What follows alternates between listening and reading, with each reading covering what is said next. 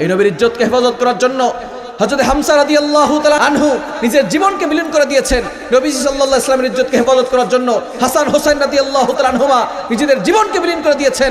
খাব্বাব আর খুবাইব রাদিয়াল্লাহু তাআলা আনহুমা নিজেদের জীবনকে বিলীন করে দিয়েছেন। সেই নবীর ইজ্জতকে হেফাজত করার জন্য যদি জীবন দেওয়ার প্রয়োজন হয়, কারা কারা প্রস্তুত আছেন দুহাত তুলে আল্লাহকে দেখাও। আমি আপনাদের সম্মুখে পবিত্র কোরআনুল কারীমের 17 নম্বর পারা 10 নম্বর পৃষ্ঠার 6 নম্বর লাইন সূরা আম্বিয়ার 107 নম্বর আয়াত তেলাওয়াত করেছি। আল্লাহ রাসূল সাল্লাল্লাহু আলাইহি ওয়াসাল্লামের অসংখ্য গণিত হাদিসসমূহের মধ্য থেকে সহিহ বুখারীর 14 নম্বর হাদিস পাঠ করেছি। যদি আল্লাহ তাআলা আমাকে তৌফিক এনায়েত করেন, উক্ত আয়াত এবং হাদিসকে সামনে রেখে কিছু আলোচনা করার চেষ্টা করব ইনশাআল্লাহ। ওমা তাওফিকি ইল্লা বিল্লাহ। আজকে আমরা যে বিষয়ে আলোচনা শুনবো সেটা হচ্ছে the biography of prophet Muhammad সাল্লাল্লাহু আলাইহি ওয়াসাল্লাম। নবীজি সাল্লাল্লাহু আলাইহি ওয়াসাল্লামের জীবনী জানার দরকার আছে না নাই? আরো জোর আছে না নাই? আমাদের নবী হচ্ছেন আমাদের জন্য আইডল, ঠিক কি না? আমাদের নবী হচ্ছেন আমাদের জন্য সুপার হিরো, ঠিক কি না? আপনার সন্তানদেরকে নবীর জীবনী শিখাবেন। নবী হচ্ছে আমাদের জন্য আইডল। শাহরুখ খান, সালমান খান কখনো আমাদের জন্য আইডল হতে পারে? এজন্য নবীর জীবনী জানার দরকার আছে না নাই? আমরা কোরআন থেকে আজকে নবীর পরিচয় জানবো। নবীর পরিচয় কোরআন থেকে 5টা পরিচয় জানবো। কয়টা পরিচয়? আরো জোরে বলেন কয়টা? এই 5টা পরিচয় জেনে নবীর আদর্শে আদর্শবান হয়ে বাড়িতে যেতে পারবো তো ইনশাআল্লাহ? 50% আলোচনা শুনে কারা কারা উঠে যাবেন দুহাত তুলে দেখান। দেখছেন কত পার্সেন্ট শুনবেন? 50% শুনলে চলবে? বুঝেন নাই মনে হয়। কত পার্সেন্ট শুনবেন? 100% কারা কারা? নারায়ে তাকবীর। আল্লাহ তাআলা কবুল করেন, সকলে বলেন আমিন। 100% শুনবো তো ইনশাআল্লাহ। নবীজি সাল্লাল্লাহু আলাইহি ওয়াসাল্লাম হচ্ছেন আমাদের জন্য আদর্শ, ঠিক কি না? তার পরিচয় আল্লাহ তাআলা নিজেই কোরআনে দিয়ে দিয়েছেন, বলেন সুবহানাল্লাহ। এই কোরআনকে আঁকড়ে ধরা দরকার আছে না নাই? আরো জোর আছে না নাই? এই কোরআনে আল্লাহ তাআলা সবকিছু দিয়েছেন এবং পৃথিবী থেকে এই কোরআনকে কেউ বিদায় করতে পারবে? কেননা কোরআন নাজিল করেছেন কে? কোরআন হেফাজত করবেন কে? আল্লাহ নিজেই বলে দিয়েছেন। কোরআন খোলেন, আল্লাহ পাক রব্বুল আলামিন 14 নম্বর পারার 1 নম্বর পৃষ্ঠার 8 নম্বর লাইন সূরা হিজরের 9 নম্বর আয়াতে রব্বুল আলামিন বলেন, ইন্না নাহনু নাযালনা যিকরা ওয়া ইন্না লাহু লাহাফিজুন। I have sent down the Holy Quran, I am Allah. I will take care the Holy Quran, I am Allah. এই কোরআন নাজিল করেছে আমি আল্লাহ, এই কোরআন হেফাজত করব আমি আল্লাহ। একটা আওয়াজ দিয়ে বলেন কোরআন নাজিল করেছেন কে? এই কোরআন হেফাজত করবেন কে? দুনিয়ার কোন শক্তি এই কোরআনকে পৃথিবী থেকে বিদায় করতে পারবে? অনেকেই ষড়যন্ত্র করেছে, তারা কি পেরেছে? এই কোরআন কিয়ামত পর্যন্ত থাকবে। দুনিয়ার কোন শক্তি এই কোরআনকে পৃথিবী থেকে বিদায় করতে পারবে না, ঠিক কি না? এজন্য আমাদের ঈমানকে শক্তিশালী করার দরকার আছে না নাই? আরো জোর আছে না নাই? এই মাটিতেই শুয়ে আছেন হযরত শাহজালাল রহমাতুল্লাহি আলাইহি। এই সিলেটের মাটিতেই শুয়ে আছেন শাহপরান রহমাতুল্লাহি আলাইহি। এই মাটিতে কোন নাস্তিক আর মুরতাদ থাকতে পারবে না, ঠিক কিনা বলেন? এজন্য আমাদের ঈমানকে শক্তিশালী করার দরকার আছে না নাই? আরো জোর আছে না নাই? এজন্য আমাদেরকে শাহজালাল ইয়ামানি রহমাতুল্লাহ আলাইহির মতো স্লোগান দিতে হবে। পারবো তো ইনশাআল্লাহ?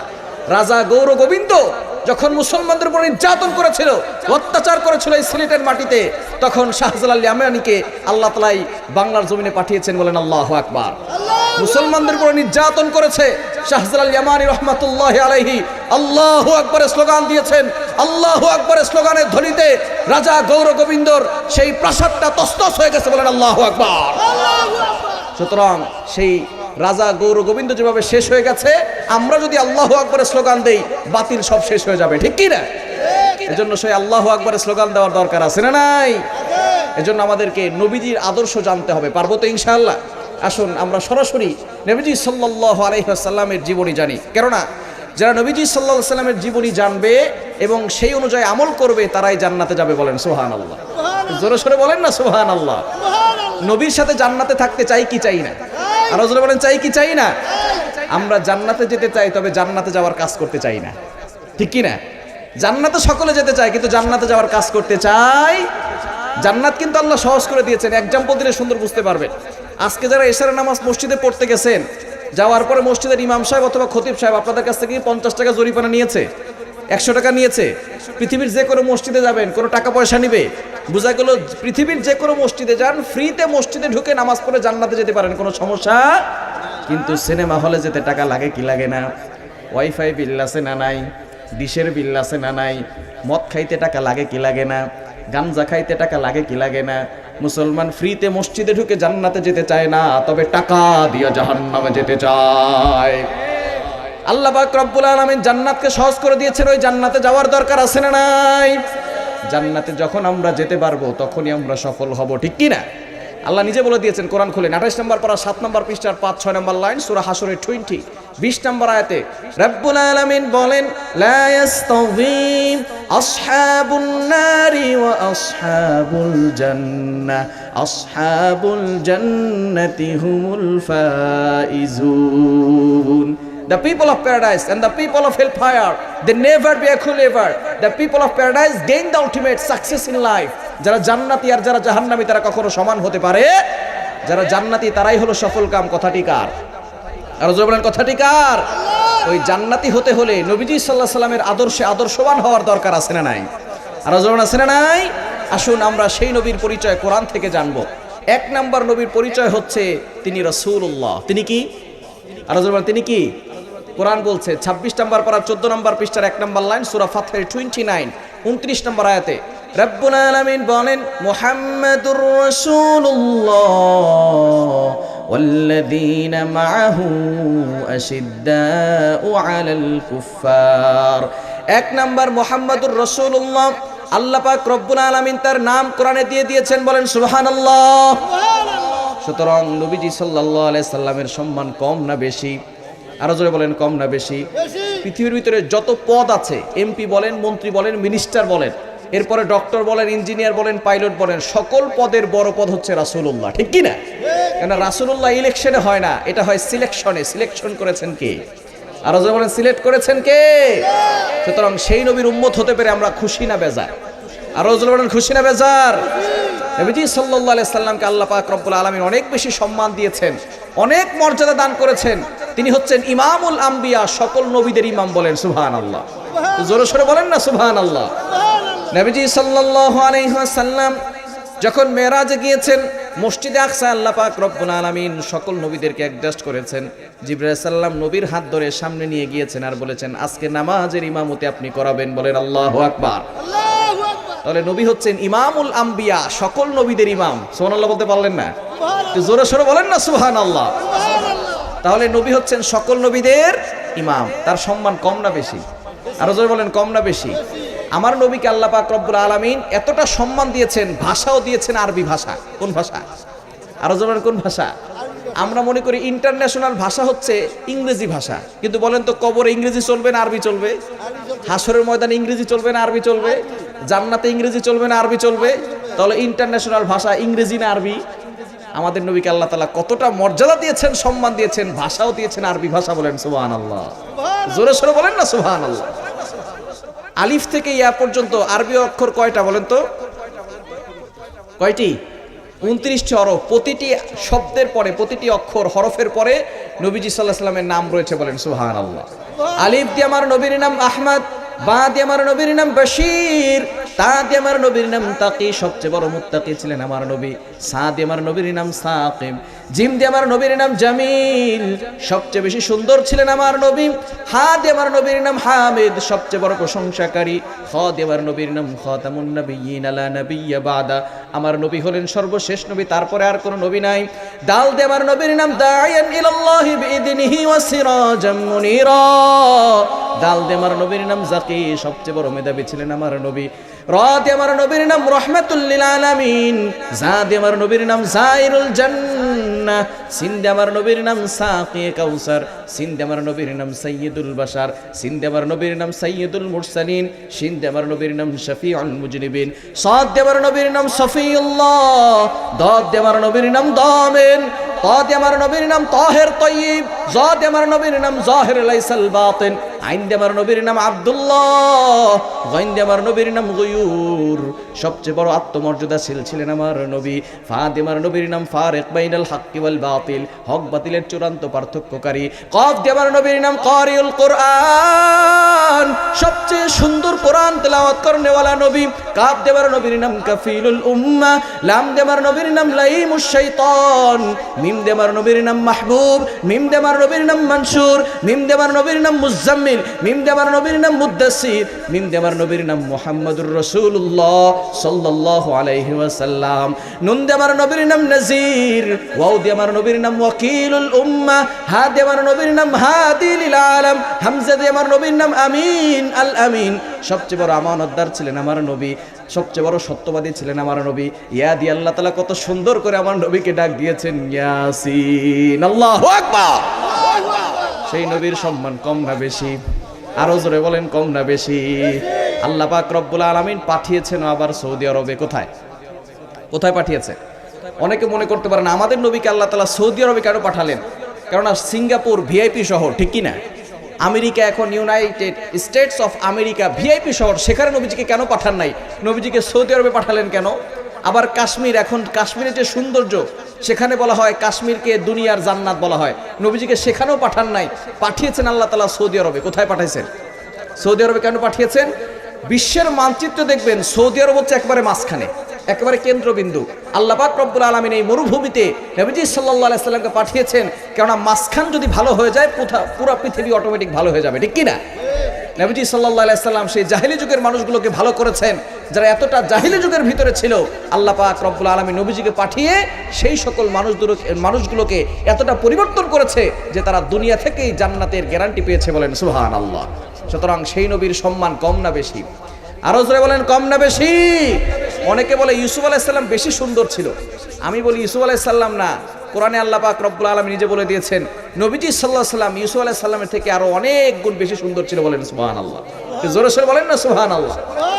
ইউসুফ আলাইহিস সালাম সুন্দর ছিল। ইউসুফ আলাইহিস সালামের সৌন্দর্য দেখে মিশরের নারীরা আঙ্গুল কেটেছে, কোরআন সাক্ষী।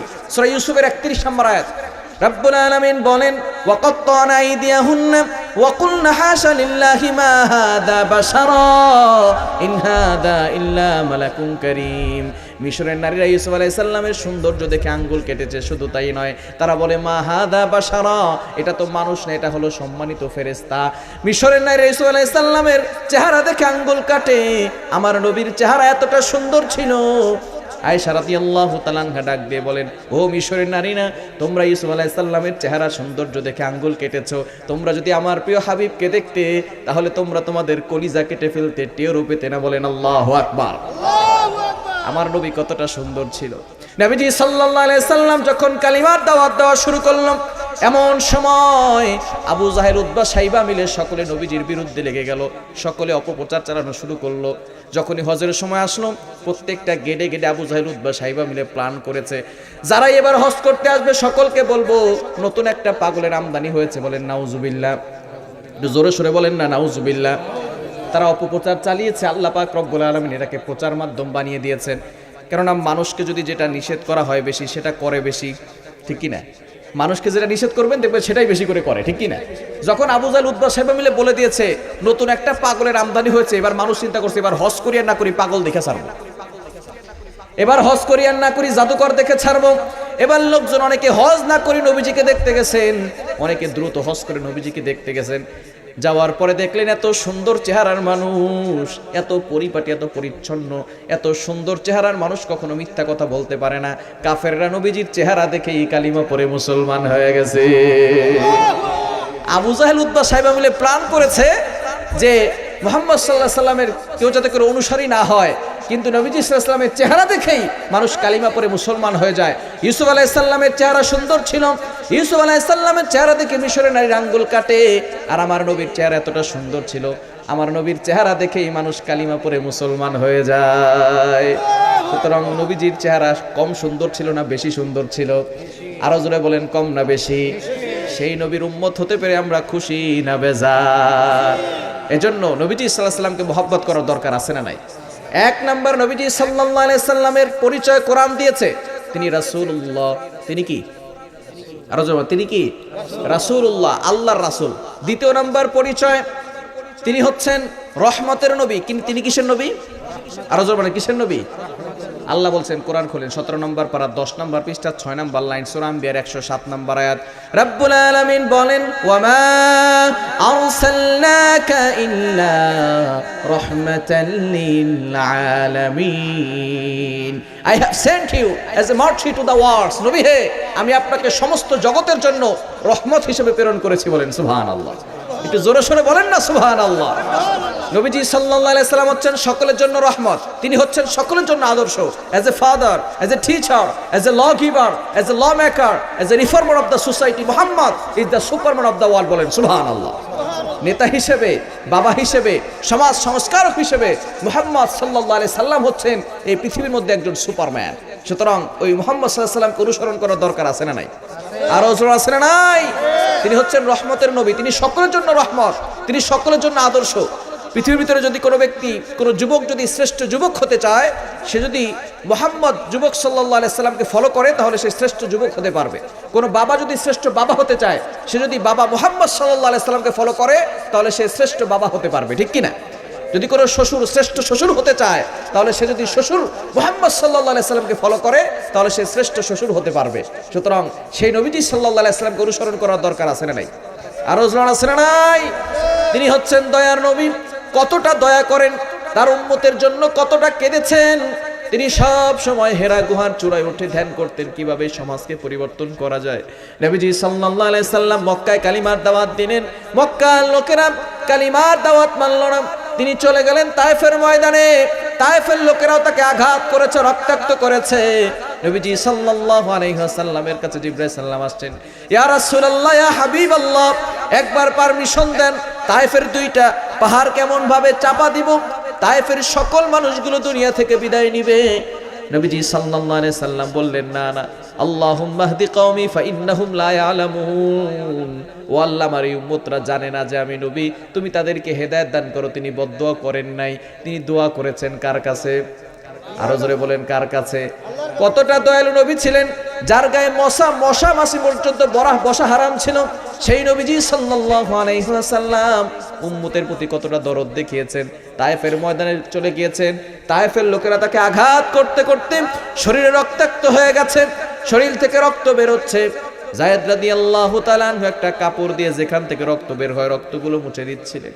নবীজি সাল্লাল্লাহু আলাইহি ওয়াসাল্লামকে ডাক দিয়ে বলেন, ওগো নবীজি, যেই কাপড় দিয়ে মুছতে মুছতে রক্ত আর চোষণ করে না, রক্ত চামড়ার ভিতরে প্রবেশ করে না, তারপরও কেন আপনি ভিজা কাপড়টা দিয়ে আবারও বারবার রক্ত মুছতেছেন?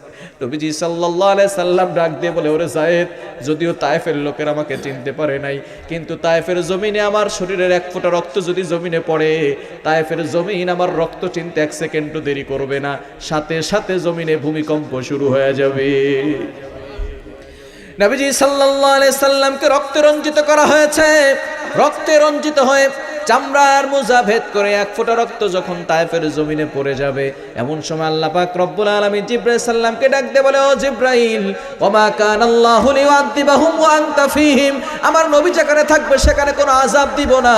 ওমা আরসালনাকা ইল্লা রাহমাতাল লিল আলামিন, আমি আমার নবীকে রহমত হিসেবে দুনিয়াতে প্রেরণ করেছি, কিন্তু আমার নবীর এক ফোঁটা রক্ত যদি জমিনে পড়ে যায়, আমি আল্লাহর অর্ডার দিতে হবে না, সাথে সাথে জমিনে ভূমিকম্প শুরু হয়ে যাবে। আল্লাহু আকবার।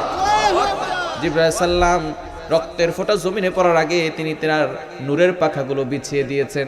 নবীজি সাল্লাল্লাহু আলাইহি সাল্লামের জন্য, উম্মতের জন্য কতটা মায়া ছিল, কতটা দরদ ছিল, কতটা ভালোবাসা ছিল, কিভাবে এই উম্মত জাহান্নাম থেকে বেঁচে জান্নাতে যেতে পারবে।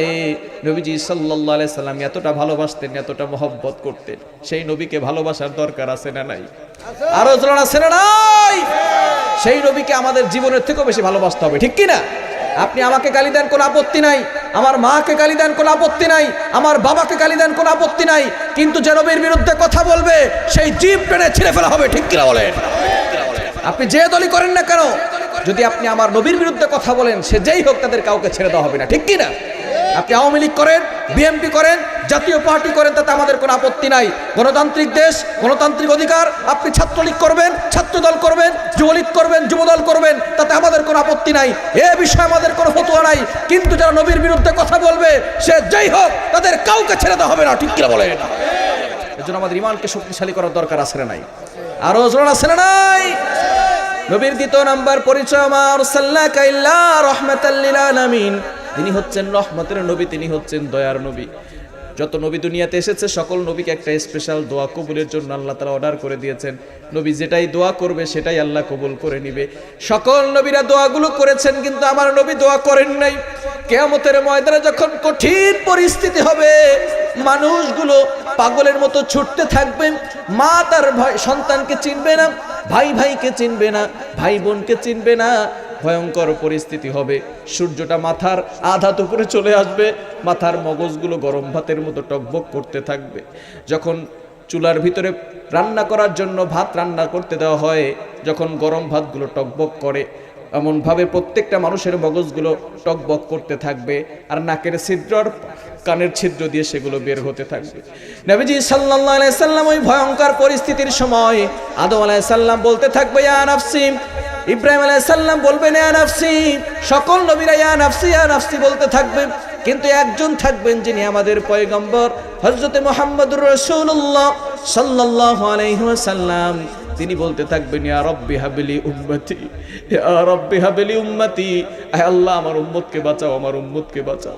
সেদিন তিনি কিয়ামতের ময়দানে স্পেশাল দোয়াটা করবেন, দোয়াটা করে তার উম্মতদেরকে জাহান্নাম থেকে বের করে জান্নাতে নিয়ে যাবে। বলেন সুবহানাল্লাহ। ওই নবীকে ভালোবাসার দরকার আছে না নাই? আরো জোরে আছে না নাই? নবীকে ভালোবাসতে হবে। নবীজি সাল্লাল্লাহু আলাইহি সাল্লাম হচ্ছেন দয়ার নবী, তিনি হচ্ছেন রহমতের নবী, তিনি হচ্ছেন মায়ার নবী। এজন্য সেই নবীর প্রতি ভালোবাসা রাখার দরকার আছে না নাই? আরো জোরে আছে না নাই? তাহলে নবীর দ্বিতীয় নাম্বার পরিচয় কি বলেন তো? দ্বিতীয় নাম্বার পরিচয় কি? তিনি রহমতের নবী। নবীজি সাল্লাল্লাহু আলাইহি ওয়াসাল্লামের 3 নাম্বার পরিচয়, তিনি হচ্ছেন শেষ নবী। তিনি কি নবী? শেষ নবী। তারপরে আর কোন নবী? আল্লাহ নিজে বলছেন 22 নম্বর পারা 2 নম্বর পৃষ্ঠার 11-12 নম্বর লাইন সূরা আহজাবের 40 নম্বর আয়াতে রব্বুল আলামিন বলেন মা কানা মুহাম্মাদুন আবা আহাদিন মির রিজালিকুম ওয়ালাকির রাসূলুল্লাহি ওয়া খাতামান নাবিয়্যিন।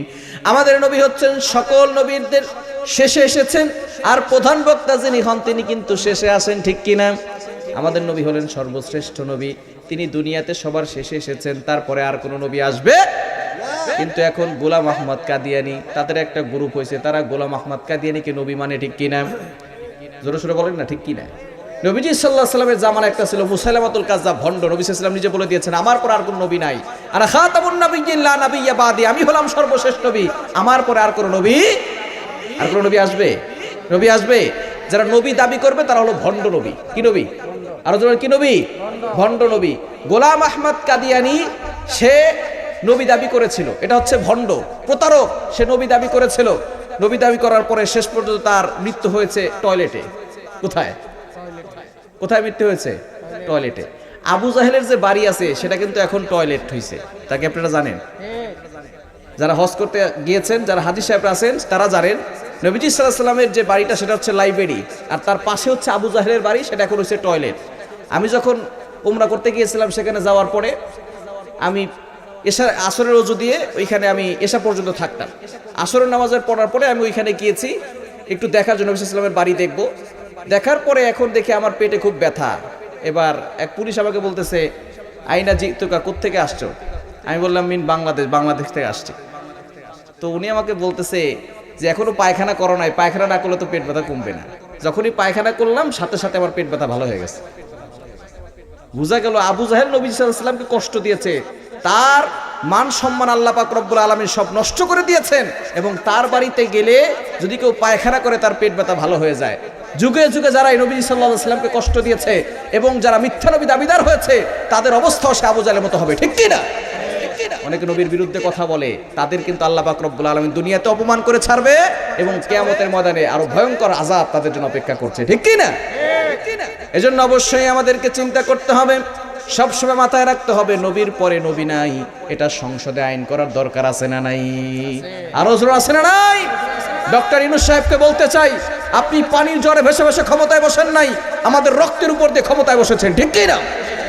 আপনি সংস্কার করতেছেন করেন, তবে ইসলামকে মাইনাস করে, কোরআনকে বাদ দিয়ে, নবীর আদর্শকে বাদ দিয়ে কোন সংস্কার বাংলার জমিনে চলবে না, চলতে দেওয়া হবে না, ঠিক কিনা বলেন? নবীজি সাল্লাল্লাহু আলাইহি ওয়াসাল্লামকে যারা শ্রেষ্ঠ নবী মানে না তাদেরকে অবশ্যই কাফের ঘোষণা দিতে হবে, ঠিক কিনা? কাফের ঘোষণা দেওয়ার দরকার আছে না নাই? কারণ তারা মুসলমান সেজে মুসলমানদের বিরুদ্ধে ষড়যন্ত্র করতেছে।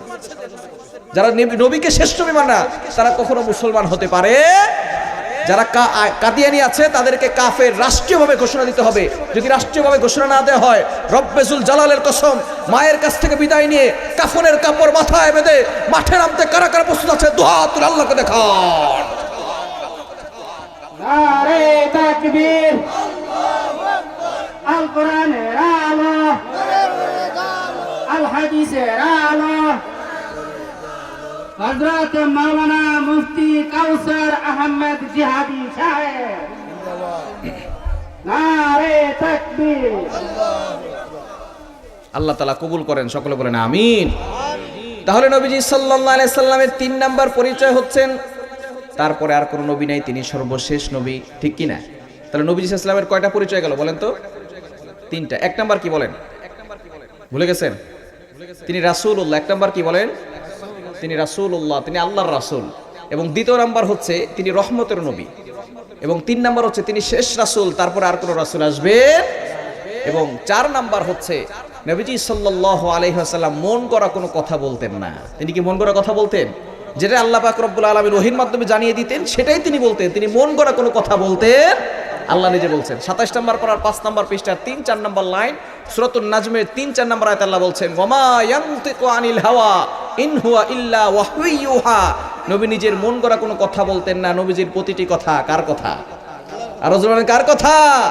নবীজি সাল্লাল্লাহু আলাইহি ওয়াসাল্লামের উপরে যেটাই ওহী আসতো সেটাই নবীজি সাল্লাল্লাহু আলাইহি ওয়াসাল্লাম মানুষের কাছে প্রচার করে দিতেন, ঠিক কি না? একবার 40 জন ইহুদি আলেম পণ্ডিত নবীজি সাল্লাল্লাহু আলাইহি সাল্লামের কাছে আসলেন। তারা এসে 3টা প্রশ্ন করবেন। তারা বলতেছেন, যদি আপনি নিজেকে নবী দাবি করেন তাহলে 3টি প্রশ্নের উত্তর আপনি দিতে পারবেন। যদি 3টি প্রশ্নের উত্তর দেন তাহলে আমরা আপনার নবুয়ত এটা বিশ্বাস করে নিব আর কালিমা পড়ে মুসলমান হয়ে যাব। কতজন আসছে?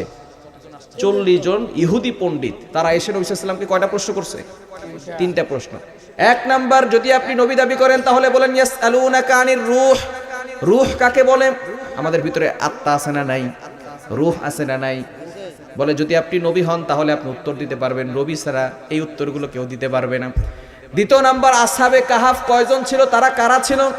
এবং 3 নাম্বার, বাদশা জুলকারনাইন কে ছিল? এই 3টা প্রশ্নের উত্তর যদি আপনি দিতে পারেন আমরা এখনই কালিমা পড়ে মুসলমান হয়ে যাব। বলেন আল্লাহু আকবার। কিন্তু নবীজি সাল্লাল্লাহু আলাইহি ওয়াসাল্লাম তিনি বললেন, গাদান উজিবুকুম, আগামীকাল উত্তর দিব। কিন্তু আগামীকাল জিবরাইল সাল্লাম আর ওহী নিয়ে আসে না। ইহুদি পণ্ডিতরা আবারও আসছে, আবারও প্রশ্ন করছে, আপনি তো বললেন গাদান উজিবুকুম, আগামীকাল উত্তর দিব, উত্তর দেন। নবীজি সাল্লাল্লাহু আলাইহি সাল্লাম কোনো উত্তর দিতে পারেন না, বলেছেন গাদান উজিবুকুম, আগামীকাল উত্তর দিব। ইহুদি পণ্ডিতরা আবারও পরের দিন আসছে, বলে উত্তর দেন। নবীজি সাল্লাল্লাহু আলাইহি সাল্লামের কাছে জিবরাইল সাল্লাম আসে না। নবীজি সাল্লাল্লাহু আলাইহি সাল্লাম তিনি বলতেও পারেন না। এবার তো ইহুদিরা নবীজি সাল্লাল্লাহু আলাইহি সাল্লামকে গালাগালি করা শুরু করেছে। তুমি নিজেকে নবী বলে গালি দাও, নবী বলে এমন ভাবে ভাব করো, কিন্তু তুমি প্রশ্নের উত্তর দিতে পারো না, তুমি কেমন নবী বলেন? নাউজুবিল্লাহ। তিনি আবারও বললেন গাদান উজিবুকুম, আগামীকাল উত্তর দিব। তিনি মনে করেছেন জিবরাইল সাল্লাম আসবেন, আমাকে উত্তরগুলো জানিয়ে দিবেন আর আমি উত্তরগুলো দিব। কিন্তু নবীজি সাল্লাল্লাহু আলাইহি সাল্লামের কাছে জিবরাইল আসেনও না, তিনি উত্তরও দিতে পারেন কেন? তিনি তো মন করা কোনো কথা বলেন না, ঠিক কি না? তিনি সব কথা আল্লাহর পক্ষ থেকে যেটা আসে ওহী হিসেবে সেটা তিনি বলেন, ঠিক কি না? এবার 15 দিন ধরে ভাবে আসে না। ইহুদিরা ঠাট্টা করছে, নবীজি সাল্লাল্লাহু আলাইহি সাল্লামকে নিয়ে মজা করছে। নবীজি সাল্লাল্লাহু আলাইহি সাল্লাম একটু চিন্তিত হয়ে পড়লেন, আল্লাহ কি আমার উপরে রাগ হয়ে গেল কিনা? আল্লাহ পাক রব্বুল আলামিন 15 দিন পরে আয়াত নাজিল করলেন। 15 নম্বর পারার 15 নম্বর পৃষ্ঠার 1 নম্বর লাইন, সূরা কাফের 23 নম্বর আয়াত।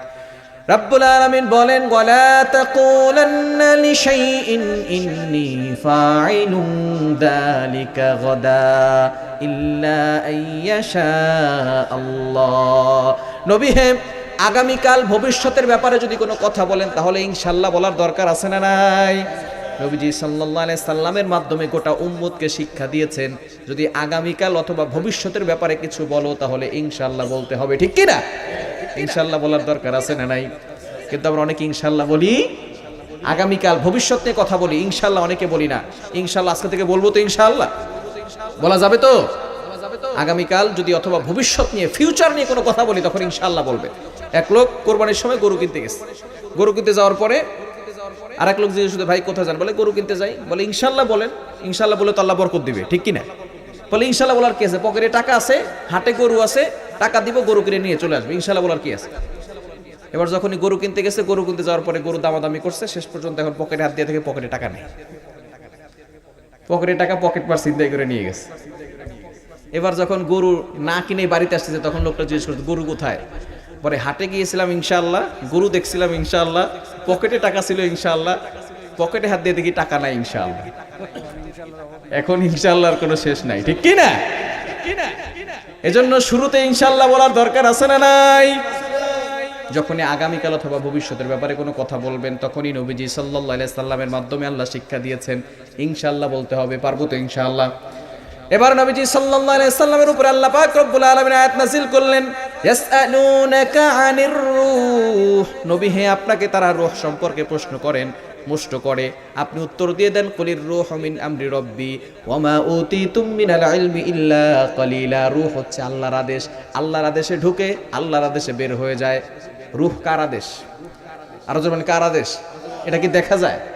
দেখা যায় না। রূহ হচ্ছে আল্লাহর আদেশ, এটা আল্লাহর আদেশে ঢুকে আল্লাহর আদেশে বের হয়ে যায়। আমাদের কাছে সামান্য জ্ঞান আছে, এই জ্ঞান দিয়ে আমরা অবলোকন করতে পারবো? আল্লাহর কাছে অনেক জ্ঞান আছে, আমাদের কাছে অল্প জ্ঞান। আমরা এই অল্প জ্ঞান নিয়ে অনেক বাড়াবাড়ি করি, ঠিক কি না? আমি এই জানি, আমি সেই জানি, আসলে আমরা কিছুই জানি না, আমাদের কাছে অল্প কিছু জ্ঞান আছে। একবার হযরত মুসা আলাইহিস সালাম তিনি বয়ান করছিলেন, এমন সময় একজন দাঁড়িয়ে বলতেছেন, ওগো আল্লাহর পয়গম্বর বলেন তো সবচেয়ে বেশি জ্ঞানী কে? মুসা আলাইহিস সালাম বললেন, তিনি যেহেতু নবী ছিলেন, শরীয়তের নবী, তিনি বলছেন আমি তো জ্ঞানী। এটা কিন্তু তার কথা ঠিক আছে, কিন্তু আল্লাহ পাক রব্বুল আলামিন এটা শুনতে পছন্দ করতেন যে আল্লাহ হচ্ছেন সবচেয়ে জ্ঞানী, ঠিক কি না? সবচেয়ে জ্ঞানী কে? আল্লাহ। মুসা আলাইহিস সালাম যেটা বলেছেন, কারণ নবী যেহেতু তিনি আল্লাহর পক্ষ থেকে ওহী আসে, সুতরাং তিনি দুনিয়ার মানুষের ভিতরে সবচেয়ে জ্ঞানী। কিন্তু আল্লাহ পাক রব্বুল আলামিনের এই কথাটা পছন্দ হয় নাই। আল্লাহ পাক রব্বুল আলামিন মুসা আলাইহিস সালামকে ডাক দিয়ে বলে, ও মুসা, আজকে যেহেতু তুমি নিজেকে জ্ঞানী বললা, খিজির নামে একজন ব্যক্তি আছে, তার সাথে সাক্ষাৎ করতে যাও, তার কাছে তুমি অনেক জ্ঞান শিখতে পারবা। এখানে মূল ঘটনা বলবো না, ঘটনা একটু সংক্ষিপ্ত করব। হযরতে মুসা আলাইহিস সালাম চলে গেলেন খিজির আলাইহিস সালামের কাছে। তারা দুইজন একটা নৌকায় উঠলেন। নৌকায় উঠার পরে সাগরের মাঝখানে যখন নৌকায় উঠেছে, এমন সময় দেখে নৌকার উপরে ছোট্ট একটা চড়ুই পাখি এসেছে। আসার পরে সাগরের মাঝখানে একটু ঠোঁটটা দিয়েছে, আবার উঠিয়েছে। বলেন তো ঠোঁটে কতটুকু পানি উঠেছে? এক ফোঁটা, সামান্য, তাই না? যখন উঠেছে, উঠার পরে খিজির আলাইহিস সালাম মুসা আলাইহিস সালামকে ডাক দিয়ে বলতেছে যে, মুসা আলাইহিস সালামকে বলতেছে, দেখো তো বনি ইসরাইলের নবী, দেখেন তো এই যে পাখিটার ঠোঁটে কতটুকু পানি আছে? মুসা আলাইহিস সালাম বলতেছে সামান্য এক ফোঁটা পানি। এবার খিজির আলাইহিস সালাম বলতেছে, এই সামান্য এক ফোঁটা পানির জ্ঞান আল্লাহ সারা পৃথিবীর সকল মানুষকে দিয়েছে, আর পুরা সাগরের জ্ঞান আল্লাহর কাছে আছে, আর আপনি কিভাবে বলেন আপনি সবচেয়ে জ্ঞানী? আল্লাহু আকবার। আল্লাহ পাক রব্বুল আলামিন হচ্ছেন সবচেয়ে জ্ঞানী। এজন্য কোনো বিষয় যদি কেউ প্রশ্ন করেন, যদি না জানেন বলবেন জানি না। কে জানেন? আরো যদি বলেন কে জানেন? কিন্তু আমরা জানি না এটা বলতেই পারি না, ঠিক কি না?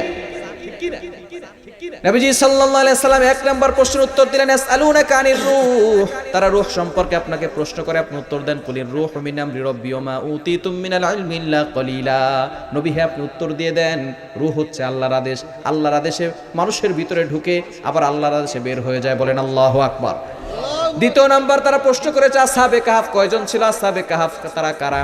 আল্লাহ পাক রব্বুল আলামিন আয়াত নাযিল করলেন 15 নম্বর পারার 12 নম্বর পৃষ্ঠার 12-13 নম্বর লাইন সূরা কাহাফের 9 নম্বর আয়াতে রব্বুল আলামিন বলেন, আম হাসিবতা আন্না আসহাবাল কাহফি ওয়ার রাকিম কানু মিন আয়াতিনা আজাবা। আসহাবে কাহাফ ছিল 7 জন যুবক। তারা জালেম বাদশার সামনে আল্লাহর প্রতি অগাধ বিশ্বাসী ছিল, তারা ঈমান শক্তিশালী করেছিল, যার কারণে জালেম বাদশার কাছে তারা মাথা নত করে নাই। এই 7 জন যুবক ঈমান ছাড়ে নাই, জালেম বাদশার কাছে মাথা নত করে নাই। তাদের কথা আল্লাহ পাক রব্বুল আলামিন কোরআনে বলে দিয়েছে। বলেন সুবহানাল্লাহ। 3 নাম্বার উত্তর 16 নম্বর পারার 1 নম্বর পৃষ্ঠার 14-15 নম্বর লাইন সূরা কাহাফের ভিতরে আল্লাহ পাক রব্বুল আলামিন জানিয়ে দিয়েছেন, ইয়াসআলুনাকা আন যিল করনাইন, আপনাকে বাদশা যুলকারনাইন সম্পর্কে জিজ্ঞেস করে। কুল সাআতলু আলাইকুম মিনহু যিকরা, আপনি বলে দেন বাদশা যুলকারনাইন সম্পর্কে পৃথিবীতে 4 জন বাদশা ছিল। কয়জন বাদশা? যারা সারা পৃথিবী শাসন করেছে। তার ভিতরে 2 জন ছিল মুসলমান, 2 জন ছিল কাফের। মুসলমানদের ভিতরে একজন ছিল হযরত সুলাইমান আলাইহিস সালাম, নাম শুনছেন?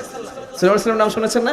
তিনি ওয়ার্ল্ড পৃথিবী শাসন করেছেন একা, জিনরাও তার কথা শুনতো। সুবহানাল্লাহ বলতে পারলেন না? জোরে সোরে বলেন না সুবহানাল্লাহ। মুসলমান সুবহানাল্লাহ বলতেই চায় না। এই সুবহানাল্লাহর এত দাম, কোন ব্যক্তি যদি একবার সুবহানাল্লাহ পাঠ করে, আল্লাহ পাক রব্বুল আলামিন তার জন্য জান্নাতে একটা গাছ লাগায়া দেন। এত বড় গাছ, আরবের দ্রুতগামী ঘোড়া 500 বছর পর্যন্ত দৌড়াইলেও ওই গাছের ছায়া শেষ করতে পারবে না। সুলাইমান আলাইহিস সালাম ছিলেন পুরা ওয়ার্ল্ডের শাসনকর্তা, তিনি ছিলেন বাদশা। এই সুলাইমান আলাইহিস সালামকে আল্লাহ পাক রব্বুল আলামিন এতটা পাওয়ার দিয়েছিলেন, জিন পরি দেও দানব পশু পাখি পিঁপড়া সহ সব সুলাইমান আলাইহিস সালামের কথা শুনতেন। সুবহানাল্লাহ বলতে পারবেন না? সুলাইমান আলাইহিস সালাম যদি কোথাও কখনো যাওয়ার জন্য ইচ্ছা করতেন, তাহলে তার সিংহাসন, মন্ত্রী পরিষদ, শান শৌকত সবকিছু এক জায়গা থেকে অন্য জায়গায় বিমানের মতো উড়ে যেত।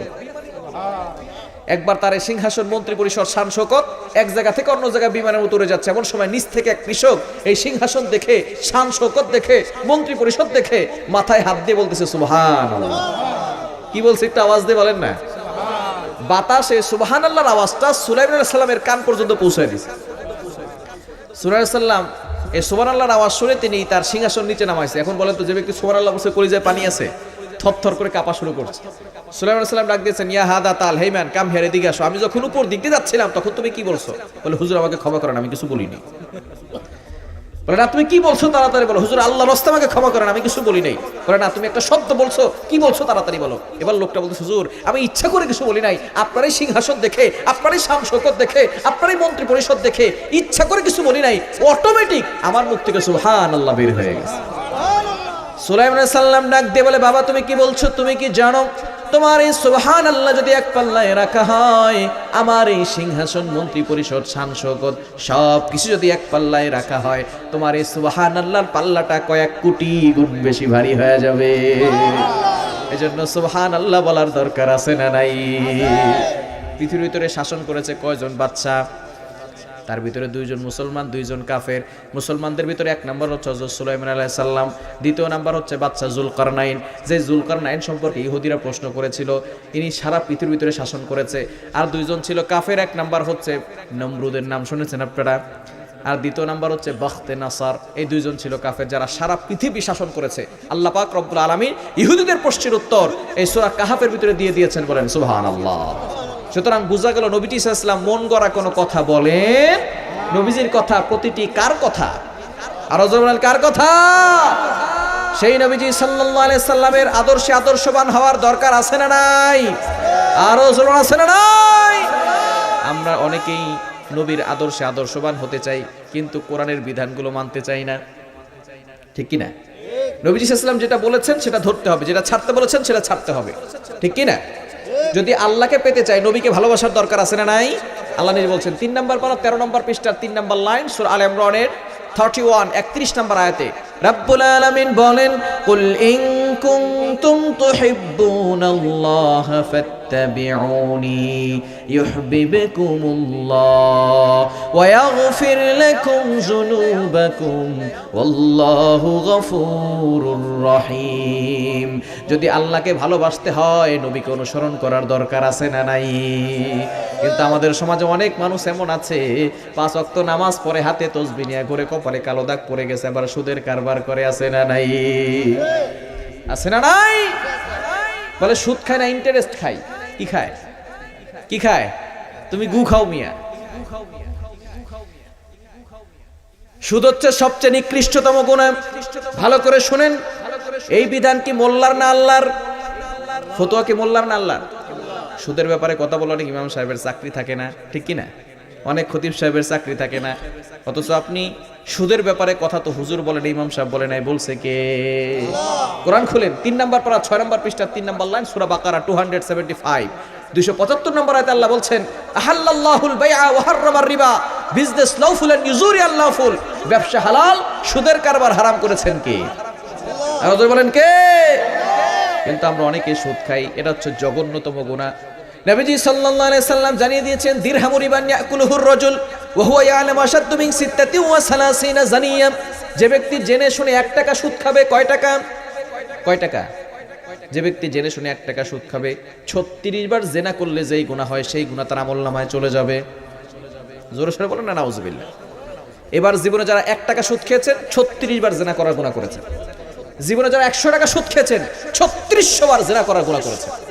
জীবনে যারা 1000 টাকা সুদ খেয়েছেন, 36,000 বার জেনা করার গুনাহ করেছেন। শুধু তাই না, আরো ভয়ঙ্কর হাদিস, যে হাদিস পরে আমি আমার চোখের পানি ধরে রাখতে পারি নাই। নবীজি সাল্লাল্লাহু আলাইহি সাল্লাম জানিয়ে দিয়েছেন আর রিবা 70 জুজআম, সুদের 70টি শাখা রয়েছে। আইসারাহা আইয়ানকিহার রাজুলু উম্মা, সর্বনিম্ন শাখা হলো আপন মায়ের সাথে জিনা করার গুনাহ। বলেন নাউজুবিল্লাহ। এর থেকে জঘন্যতম গুনাহ আর কি হতে পারে? কি বলেন হতে পারে? কিন্তু অনেক সুদখোররা আছে এই ওয়াজ শোনার পরেও সে আবারও সুদ খাবে। তার মানে আপন মায়ের সাথে জিনা করার মতো গুনাহ জানা সত্ত্বেও সুদ যারা ছাড়বে না তাদের মতো কপাল পোড়া আর কেউ হতে পারে না। ঠিক কি না? আমাদের সমাজে কিছু প্রস্টিটিউট নারী আছে যারা নিজের দেহকে বিক্রি করে খায়। এরকম কিছু নারী আছে না নাই? কি বলেন আছে না নাই? তারা নিজের দেহকে বিক্রি করে খায়। আমরা তাদেরকে দেখলে থুতু নিক্ষেপ করে আর বলি তোমার মতো হতভাগা আর কপাল পোড়া কেউ নাই। তুমি তোমার দেহকে বিক্রি করে খাও, তোমার মতো হতভাগা আর কপাল পোড়া কেউ নাই। তুমি হচ্ছে সমাজের কীট। তোমাকে দেখে আমরা থুতু নিক্ষেপ করলাম, এরকম আমরা অনেকেই বলে থাকি। কিন্তু সে অভাবের কারণে খায়, স্বভাবের কারণে খায় না। যে ব্যক্তি সুদ খায় স্বভাবের কারণে খায়।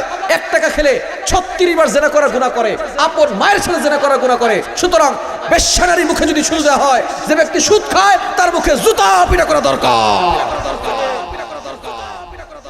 সবচেয়ে জঘন্য হারাম হচ্ছে সুদ খাওয়া। একটু ভালো করে বুঝেন, আমাদের বর্তমান সময়ের মানুষরা সারাদিনে হাফ কেজি চাউলের ভাত আমরা খাইতে পারি না। ঠিক কিনা?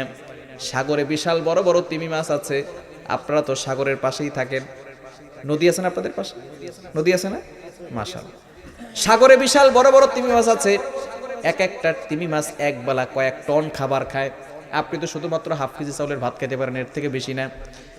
এক একটা তিমি মাছ এক বেলা কয়েক টন করে খাবার খায়। এরকম তিমি মাছ কি পৃথিবীতে একটা আছে নাকি অভাব নাই? অভাব আছে? সাগরে কোটি কোটি তিমি মাছ আল্লাহ পাক রব্বুল আলামিন বানিয়ে রেখেছেন। এক এক বেলা কয়েক টন করে খাবার খায়। তাদেরকে রিজিক দেন কে? আর বলেন কে? এই তিমি মাছ কখনো সুদ খায় নাই, তিমি মাছ কখনো ঘুষ খায় নাই, তিমি মাছ কখনো অন্যের মাল অন্যায়ভাবে আত্মসাৎ করে খায় নাই। খেয়েছে? খেয়েছে? আপনি তো আশরাফুল মাখলুকাত, আপনি নামাজ পড়েন, আল্লাহর ইবাদত করেন। আমাকে আপনাকে সৃষ্টি করার 50,000 বছর আগে আল্লাহ রিজিক নির্ধারণ করে দিয়েছেন। তিমি মাছের কোনোদিন সুদ খেতে হয় নাই, ঘুষ খেতে হয় নাই। আমাকে আপনাকে কেন সুদ খেতে হবে, ঘুষ খেতে হবে? এজন্য আজকে থেকেই তওবা করে সুদ থেকে ফিরে আসার দরকার আছে না নাই? কি বলেন আছে না নাই? অনেক মা বোন আছে ডিম বিক্রি করার টাকা, চাউল বিক্রি করার টাকা, ধান বিক্রি করার টাকা জমায়, সেটা আবার সুদে লাগায় আছে না নাই? খবরদার, এটা হচ্ছে সবচেয়ে জঘন্যতম গুনাহ। এই গুনাহ থেকে আমরা দূরে সরে আসতে পারবো তো ইনশাআল্লাহ? পারা যাবে তো ইনশাআল্লাহ? সকল হারাম কাজ থেকে বেঁচে আসতে হবে। যদি নবীর আদর্শে আমরা আদর্শবান হতে চাই, তাহলে অবশ্যই নবীজি সাল্লাল্লাহু আলাইহি ওয়াসাল্লামের সুন্নাহকে বাস্তবায়ন করার দরকার আছে না নাই? আর ওজন আছে না নাই? নবীজি সাল্লাল্লাহু আলাইহি ওয়াসাল্লামের সুন্নাহকে বাস্তবায়ন করতে হবে। শুধুমাত্র নামাজ পড়লেই হবে না, নবীজি সাল্লাল্লাহু আলাইহি ওয়াসাল্লামের প্রতিটি সুন্নাহকে বাস্তবায়ন করতে হবে। ঘরে যাওয়ার পরে নবীজি সাল্লাল্লাহু আলাইহি ওয়াসাল্লাম কেমন ব্যবহার করতেন এবং সাহাবায়ে কেরামদের সাথে কেমন ব্যবহার করতেন, আর আমাদের ব্যবহার কেমন একটু চিন্তা করে দেখেন। আম্মা জান আয়েশা রাদিয়াল্লাহু তাআলা আনহা তিনি বলেন, নবীজি সাল্লাল্লাহু আলাইহি সাল্লাম যখন ঘরে আসতেন তখন তিনি আমাদের কাজে হেল্প করতেন, সাহায্য করতেন। তিনি নিজের জামা কাপড় ছেলে গেলে নিজেই সেলাই করতেন, নিজের কাপড় নিজেই ধৌত করতেন, ছাগলের দুধ নিজেই দহন করতেন। এত বড় শ্রেষ্ঠ মহানবী হয়ে যদি নিজের ঘরের কাজ নিজেই করতে পারেন, আর আপনি কত বড় মাতবর হয়েছেন, যদি বাসায় বউ একটু অল্প লবণ দেয় তখনই মারি দেন। আপনার মতো কপাল পোড়া কেউ নাই। ঠিক কি না? স্ত্রীর কাজে সহযোগিতা করেনি না, যদি একটু লবণ কম হয়ে যায় তরকারি, তাহলে খবর আছে। ঠিক কি না? খবরদার, অবশ্যই স্ত্রীর সাথে ভালো ব্যবহার করবেন। এটাই হচ্ছে নবী সাল্লাল্লাহু আলাইহি ওয়াসাল্লামের আদর্শ। আর মা বোনরা যারা আছেন তারা অবশ্যই স্বামীর খেদমত করবেন, কারণ নবী সাল্লাল্লাহু আলাইহি ওয়াসাল্লাম জানিয়ে দিয়েছেন নারীদের জন্য 4টি কাজ করলেই তারা জান্নাতে যাবে। কয়টি কাজ? কয়টি কাজ? 4টি কাজ করলেই নারীরা জান্নাতে চলে যাবে। আপনাদের কষ্ট হচ্ছে? আলোচনা শেষ করে দিব? হ্যাঁ, চলবে তো ইনশাআল্লাহ? চলবে তো? একটু তাকবীর দেন। নারায়ে তাকবীর, নারায়ে রিসালা। আল্লাহ তাআলা কবুল করেন, সকলে বলেন আমিন। তাহলে নবীজি সাল্লাল্লাহু আলাইহি ওয়াসাল্লাম জানিয়ে দিয়েছেন নারীদের জন্য কয়টা কাজ? 4টি কাজ করলেই নারীরা জান্নাতে যাবে। 1 নাম্বার নামাজ পড়তে হবে, 2 নাম্বার রোজা রাখতে হবে। রোজা কি 12 মাসের 12 মাসেই রাখতে হয় নাকি 1 মাস? তাহলে কি কঠিন হলো না সহজ হলো? নারীদের জন্য নামাজ 5 ওয়াক্ত পড়বে, তবে আল্লাহ প্রদত্ত অসুস্থতার সময় আসলে নামাজ পড়ার কোনো দরকার নাই। কঠিন না সহজ? কি বলেন, কঠিন না সহজ? আল্লাহ পাক রব্বুল আলামিন নারীদের জন্য জান্নাত সহজ করে দিয়েছেন। 1 নাম্বার নামাজ পড়বে, 2 নাম্বার রমজান মাসে রোজা রাখবে, 3 নাম্বার আতাআত বালাহা ওয়াবিজ দ্য হাজবেন্ড, স্বামীর খেদমত করবে, আর 4 নাম্বার নিজের সতীত্বের হেফাজত করবে। নারীরা প্রথম 2টা করলেও শেষের 2টা করতে চায় না। নামাজ পড়ে হাতে তসবিহ নিয়ে ঘুরে নারী না, পর্দাও করে না, আবার অনেক সময় দেখা যায় স্বামীর কথা শোনে না, আছে না নাই? রাতের বেলা মশারি টানো নিয়ে ঝগড়া, আছে না নাই? সে বলে তুমি টানাও, তুমি বলে সে টানাও, শেষ পর্যন্ত দুইজনে মশারি না টানায় মশার কামড় খায়, ঠিক কিনা? খবরদার মা বোন যারা আছেন ভালো করে শুনেন, আপনার স্বামী হচ্ছে হীরার টুকরা, আপনার স্বামীকে মহব্বত করুন, স্বামীর খেদমত করুন। কারণ নবীজি সাল্লাল্লাহু আলাইহি সাল্লাম জানিয়ে দিয়েছেন, কোন স্ত্রী যদি মারা যায় আর তার স্বামী যদি বলে আমার স্ত্রী ভালো ছিল, এই স্বামী যদি সন্তুষ্টি প্রকাশ করে, আল্লাহ পাক রব্বুল আলামিন ওই স্ত্রীর জন্য জান্নাতের 8টি দরজাই খুলে দিবে, বলেন সুবহানাল্লাহ। এজন্য স্ত্রীকে মহব্বত করার দরকার আছে না নাই? স্বামী স্ত্রীরা স্বামীদের সাথে ভালো ব্যবহার করবে, আর স্বামীরা বাসায় গিয়ে বউরে উড়োদুরা পিটাইবেন, পারবেন না? বউ মারেন কে? দেখি হাত তোলেন। দেখছেন সব ফেরেশতা জান্নাত থেকে পলায় আছে, কেউ বউ পিটায় না, একজনও নাই। নাকি ভয়ে বলতেছেন না? বাসায় যাওয়ার পরে আবার খবর আছে যে পিটার না। বউ মারা যাবে 4টি কারণে। কয়টি কারণে মারা যাবে? এবার অনেকে বলতেছে হুজুর এবার ওয়াজ করে দেখেন কেমনে বউ পিটাইতে হয়। বউ মারা যাবে কয় কারণে? বউকে শাসন করা যাবে 4টি কারণে। 1 নাম্বার যদি ফরজ নামাজ না পড়ে, 2 নাম্বার যদি ফরজ রোজা না রাখে, 3 নাম্বার যদি স্বামীর হালাল আদেশ না শোনে, 4 নাম্বার যদি নিজের সতীত্বের হেফাজত না করে, পর্দা না করে। এই 4টি কারণে বউকে শাসন করা যাবে, তবে 4 জায়গায় মারা যাবে না। কয় জায়গায়? 4টি জায়গায় বউকে মারা যাবে না। 1 নম্বরে মাথায় মারা যাবে না, 2 নম্বরে মুখে মারা যাবে না, 3 নম্বরে বুকে মারা যাবে না, 4 নম্বরে পিঠে মারা যাবে না। যদি মারতেই হয় কোমরের নিচে মারা লাগবে। এখন কয় হাত লাঠি দিয়ে মারবেন? 5 হাত লাঠি দিয়ে পারবেন না, 3 হাত লাঠি দিয়ে তাও পারবেন না, 2 হাত লাঠি দিয়ে তাও পারবেন না, 1 হাত লাঠি দিয়ে তাও পারবেন না। যদি মারতেই হয় অর্ধেক মেসওয়াকের মতো লাঠি দিয়ে মারতে হবে। মুফাসসিরিনে কেরাম বলেছেন এই লাঠিটা এইভাবে ধরতে হবে। এত জোরে মারা যাবে না যাতে করে শরীরে কোথাও ক্ষত বিক্ষত হয়ে যায়। যদি মারতে হয় এভাবে মারবেন। এরকম যদি আপনি মারেন, আপনার স্ত্রী বলবে ইয়ার কি করে, ওটা তো সরল। সুবহানাল্লাহ বলবেন না? জোরে সোরে বলেন না সুবহানাল্লাহ। এই ওয়াজ যখন উত্তরবঙ্গে করছে, এক যুবক দাঁড়ায়, হুজুর যে ওয়াজ করছেন এখন তো আর বউরে পিটানো যাবে না, এতটুকু ছোট লাঠি দিয়ে কি বউ মারা যায়? তা আবার নাকি এভাবে ধরা লাগবে। বলতে হুজুর এটা কি দিয়ে গুতা দেওয়া যাবে? তাও বউ পিটায় সারবে, এরকম যুবক আছে না নাই? কি বলেন, আছে না নাই? খবরদার বউকে আঘাত করবেন না। নবীজি সাল্লাল্লাহু আলাইহি সাল্লামের 11 জন স্ত্রী ছিল, তিনি কখনো কোনো স্ত্রীর উপর আঘাত করেন নাই, ধমক দেন নাই, সকলের সাথে সুন্দর ব্যবহার করেছেন। হ্যাঁ, বউরা একটু বক্র হবে, একটু উল্টাপাল্টা করবে, আপনাকে বুঝিয়ে শুনিয়ে চলতে হবে, কেননা বউরা একটু বক্র। পুরুষের বাম পাজরের বাঁকা হাতটা, এটা কি সোজা না বাঁকা? কারো যদি সোজা থাকে তাহলে সে অসুস্থ, ঠিক কিনা? বাম পাজরের হাড় বাঁকা থাকাই সুস্থতার আলামত। নারীরা বক্র, এটাই নারীদের সৌন্দর্য, বলেন সুবহানাল্লাহ। কালো রং অনেকের কাছে পছন্দনীয় না, কিন্তু চুল কালো হওয়া সকলের কাছে পছন্দনীয়, ঠিক কি না? বক্রতা ভালো লাগে না, কিন্তু নারীরা বক্র, এটাই নারীদের সৌন্দর্য। সুবহানাল্লাহ বলেন না একটু জোরে সোরে। আল্লাহ পাক রব্বুল আলামিন নারীদের ভিতরে, যদি আপনি নারীর ভিতরে নারীত্বের মজা পেতে চান, তাহলে তার ভিতরে বক্রতা থাকবে, উল্টাপাল্টা করবে, তাকে বুঝাবেন, তাকে ওয়াশ করবেন, নসিহত করবেন। গালাগালি করে, তাকে আঘাত করে, মারধর করে আপনি কোনো কিছু সফলতা অর্জন করতে পারবেন না। আপনি তাকে সুন্দর করে বুঝাবেন। কোন অন্যায় করেছে, আপনার মা বাবার সামনে, আপনার সন্তানের সামনে আপনার স্ত্রীকে শাসন করতে যাবেন না। হ্যাঁ, আপনার স্ত্রী সে, আপনি শুধু আপনার স্ত্রী মনে করবেন না, সে একজন আপনার সন্তানের মা। এই বিষয়ে খেয়াল রাখবেন। যদি কোনো ভুল করেও থাকে, রাতের বেলা যখন ঘুমাবেন তখন স্ত্রীকে বলবেন, দেখো তোমার সব কাজ আমার ভালো লাগে, কিন্তু আজকে তুমি যে কাজটা করছো এটা আমার কাছে পছন্দনীয় হয় নাই। যদি আল্লাহর জন্য এই কাজটা ছেড়ে দাও, আমিও খুশি হব, আল্লাহও খুশি হবে। এতে আপনার বউ কি রাগ হবে নাকি সে আস্তে আস্তে কাজটা ছেড়ে দিবে? কিন্তু আপনি যদি ধমক দিয়ে রাগ হয়ে কোনো কাজ বলে, দেখবেন বউ আর উল্টা ঝগড়া করবে, ঠিক কিনা? এজন্য সুন্দর করে বোঝানোর দরকার আছে না নাই? ওয়াজ করে, নসিহত করে রাসূলুল্লাহ বলছেন স্ত্রীদেরকে বোঝাতে হবে। পারবো তো ইনশাআল্লাহ? এজন্য নবীজি সাল্লাল্লাহু আলাইহি ওয়াসাল্লামের আদর্শ বাস্তবায়ন করতে হবে। নবীজি সাল্লাল্লাহু আলাইহি ওয়াসাল্লামের 4 নাম্বার যে গুণ আল্লাহ পাক রব্বুল আলামিন জানিয়ে দিয়েছেন, নবীজি সাল্লাল্লাহু আলাইহি ওয়াসাল্লামের প্রতিটি কাজে আমাদেরকে প্রতিটি সুন্নাহ বাস্তবায়ন করার দরকার আছে না নাই? আর জোর আছে না নাই? কষ্ট হচ্ছে আপনাদের? কষ্ট হচ্ছে? আলোচনা চলবে তো ইনশাআল্লাহ? 5 নাম্বার, আমার নবীর চরিত্র ফুলের চেয়েও পবিত্র, ঠিক কিনা?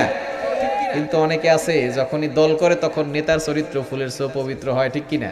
অথচ নেতা নামাজও পড়ে না, নেতা সুদ খায়, ঘুষ খায়, গাঁজা খেয়ে বেড়ায়, তারপর নেতার চরিত্র নাকি ফুলের মতো পবিত্র। এরকম কিছু চামচামার্কা লোক আছে না নাই? 500 টাকার জন্য অনেক ইমান বিক্রি করে দেয়। 500 টাকা। কোরবানির সময় আসলে ছাগলের দামও হয় 10,000 টাকা, সর্বনিম্ন 5,000 টাকা এখন ছাগল পাওয়া যায় না, ঠিক কিনা? কোরবানির সময় ছাগলও বিক্রি হয় 10,000 টাকার। আপনার ইমান এতটা ছোট হয়ে গেছে 500 টাকার কাছে ইমান বিক্রি করে আরেকজনকে ভোট দেয়, ঠিক কিনা? ভোট দিব আমরা তাকে যে ইসলাম দিয়ে কোরআন দিয়ে শাসন করবে। এরকম লোকদেরকে যদি ভোট দেওয়া যায় তাহলে তারা জনগণের টাকা বিদেশে পাচার করবে না, তারা নিজেরা না খেয়ে জনগণের মুখে খাবার দিবে, ঠিক কিনা? শাসক যদি হতে হয় ওমর রাদিয়াল্লাহু তাআলা আনহুর মতো শাসক হতে হবে, ঠিক কিনা? নবীজি সাল্লাল্লাহু আলাইহি সাল্লামের চরিত্রই ছিল ফুলের মতো পবিত্র। এটা আমার কথা নয়, আল্লাহ পাক রব্বুল আলামিন নিজে বলে দিয়েছেন। কোরআন খোলেন 29 নম্বর পারা 3 নম্বর পৃষ্ঠা 14-15 নম্বর লাইন, সূরা কলমের 4 নম্বর আয়াত। রব্বুল আলামিন বলেন ওয়া ইন্নাকা লাআলা খুলুকিন আযীম। আমার নবীর চরিত্র হচ্ছে মহান চরিত্র। এই কথা বলেছেন কে? আরো জোরে বলেন কে? সেই নবীর চরিত্রে চরিত্রবান হয়ে সাহাবায়ে কেরামরা রাষ্ট্র চালিয়েছেন। আবু বকর সিদ্দিক রাদিয়াল্লাহু তাআলা আনহু রাষ্ট্র চালিয়েছেন, ওমর রাদিয়াল্লাহু তাআলা আনহু রাষ্ট্র চালিয়েছেন। অর্ধ পৃথিবীর শাসনকর্তা হয়েও কিভাবে তিনি ছিঁড়া জামা গায়ে দিয়ে চলতেন। একবার বাইতুল ফান্ড থেকে সকলকে তিনি চাদর দিয়েছেন একটা করে। কষ্ট হচ্ছে আপনাদের? শেষ করে দেব ইনশাআল্লাহ, আমি গুছিয়ে নিচ্ছি, শেষ করে দিব। একবার বাইতুল ফান্ড থেকে চাদর দিয়েছে সকলকে একটা করে। ওমর রাদিয়াল্লাহু তাআলা আনহু জুমার নামাজ পড়াতে আসছে, চাদর গায়ে দিয়েছে 2টা। কয়টা? এক মুসল্লি দাঁড়িয়েছেন, ইয়া আমিরুল মুমিনিন খলিফাতুল মুসলিমিন, সকলকে চাদর দিলেন একটা করে, আর আপনি চাদর নিলেন 2টা। আজকে যতক্ষণ পর্যন্ত আপনি উত্তর দিবেন না ততক্ষণ পর্যন্ত আপনার খুতবা শুনবো না, আপনার পিছনে নামাজও পড়বো না। কেন আপনি চাদর 2টা নিলেন? বাইতুল ফান্ড থেকে সকলকে চাদর তো একটা করে দিলেন, আপনার গায়ে 2টা কেন? ওমর রাদিয়াল্লাহু তাআলা আনহু বললেন তোমাকে প্রশ্ন করার জন্য ধন্যবাদ। অর্ধ পৃথিবীর শাসনকর্তা, তিনি সকলকে চাদর দিলেন একটা করে, তার গায়ে চাদর 2টা কেন? জনগণ প্রশ্ন করছে, তিনি কি বলেছেন? তোমাকে প্রশ্ন করার জন্য ধন্যবাদ। বর্তমান যুগের কোন নেতা খাতা যদি তাকে বলা হয় গাড়িটা কার টাকা দিয়ে কিনছেন, বাড়িটা কোন টাকা দিয়ে বানাইছেন, ধন্যবাদ দিবে নাকি পরের দিন গুম করে দুনিয়া থেকে বিদায় করে দিবে? তাকে আর পরের দিন খুঁজে পাওয়া যাবে না, ঠিক কি না? এখন আমাদের বর্তমান নেতাদের স্বভাবই হচ্ছে এমন, সবাই না, আপনাদের এলাকায় না, ম্যাক্সিমাম জায়গায় নেতাদের স্বভাবই হচ্ছে যখনই নেতা হয় তখনই কাজবাজ সব বন্ধ করে দেয়। সব কাজবাজ কি করে দেয়? আবু বকর সিদ্দিক রাদিয়াল্লাহু তাআলা যখন খলিফা হলেন, খলিফা হওয়ার পরে তিনি মদিনার বাজারে যাচ্ছেন কাজ করতে। ওমর রাদিয়াল্লাহু তাআলা চাদর টান দিয়ে ধরছেন, কোথায় যান? বলে কাজ করতে যাই। যদি আমি খলিফা হয়েছি আমার কাজ তো আমাকে করে খেতে হবে। আবু বকর রাদিয়াল্লাহু তাআলা ওমর রাদিয়াল্লাহু তাআলা বলেন আপনার কাজ করার দরকার নেই, আপনি দেশ সামলান, আপনাকে বাইতুল ফান্ড থেকে হাদিয়া দেওয়া হবে, সেটা দিয়ে আপনার সংসার চালাবেন। সাহাবায়ে কেরামদের চিন্তাধারা ছিল নিজের টাকা দিয়ে নিজে খরচ বহন করবে, সরকারিভাবে জনগণের কোনো টাকা তারা নিজেরা পকেটে ঢুকাবে না, ঠিক কি না? ওমর রাদিয়াল্লাহু তাআলা আনহু বললেন তোমাকে প্রশ্ন করার জন্য ধন্যবাদ। তোমার মতো জনগণ থাকবে যে এলাকায়, সেই এলাকার জনগণ মরবে না খেয়ে আর সরকার মরবে ঘি খেয়ে, এই বৈষম্য থাকবে না। তবে তোমার প্রশ্নের উত্তর আমি দিব না, আমার সন্তান আব্দুল্লাহ দিবে। বলেন আল্লাহু আকবার। আল্লাহু আকবার। আব্দুল্লাহ রাদিয়াল্লাহু তাআলা আনহু দাঁড়ালেন, দাঁড়িয়ে বললেন উপস্থিত জনতা সকলে শুনেন, আমার বাবা বাইতুল ফান্ড থেকে সকলকে চাদর দিয়েছে একটা করে, আমার বাবাও চাদর নিয়েছে একটা, ওই একটা চাদর ছাড়া আমার বাবার কাছে আর কোনো চাদর নাই। বলেন আল্লাহু আকবার। অর্ধ পৃথিবীর শাসনকর্তা, অর্ধ পৃথিবী শাসন করেছেন ওমর রাদিয়াল্লাহু তাআলা আনহু। সে ওমর রাদিয়াল্লাহু তাআলা বর্তমান যে প্যালেস্টাইন বিজয় করেছিলেন, সিরা জামা গায়ে দিয়ে প্যালেস্টাইন বিজয় করেছে। আর আজকে আমরা ভালো ভালো পোশাক পরে বিভিন্ন হিন্দুদের কাছে, অন্যান্য ধর্মদের কাছে আমরা মার খাই, ঠিক কি না? অর্ধ পৃথিবীর শাসনকর্তা, তিনি সিরা জামা গায়ে দিয়ে প্যালেস্টাইন বিজয় করেছেন।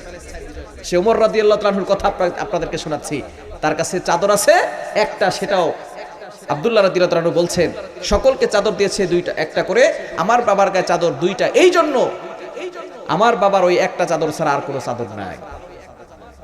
ওই একটা চাদর যখন পরে উপরের অংশ ঢাকলে নিচের অংশ ভালো করে ঢাকে না, নিচের অংশ ঢাকলে উপরের অংশ ঢাকে না। ওই চাদর দিয়ে নামাজ পড়ালে তোমাদেরকে পরিপূর্ণভাবে নামাজ পড়াতে পারে না। এজন্য আমি আব্দুল্লাহর ভাগের চাদরটা আমার বাবাকে দিয়ে দিয়েছি। বলেন আল্লাহু আকবার। আমি আব্দুল্লাহর ভাগে যে চাদরটা পেয়েছিলাম সেটা আমার বাবাকে দিয়েছি, যাতে করে একটা চাদর নিচে পড়বে আর একটা চাদর উপরে পড়ে তোমাদেরকে সুন্দরভাবে নামাজ পড়াবে। বোঝা গেল শাসনকর্তা এমনই হওয়া দরকার, তারা জনগণের টাকা খাবে না, তারা সেবক হয়ে জনগণের কাজ করবে, ঠিক কিনা? এজন্য এরকম শাসক আমাদের হওয়ার দরকার আছে না নাই?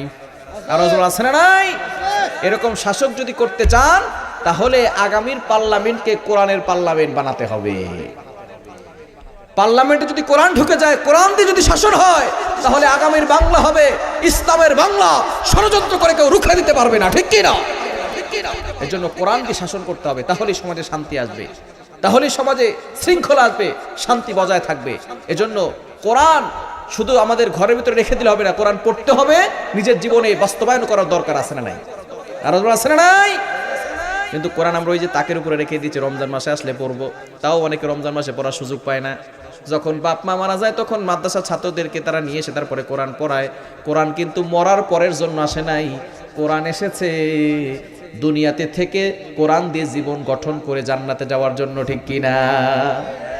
এই কোরআন আমরা অনেকেই পড়তে পারি না, যুগের পরে যুগ চলে যায়, কোরআনটা ধরে যে একটু চুমু খাবো সেই সময়টুকু আমাদের হয় না, ঠিক কিনা?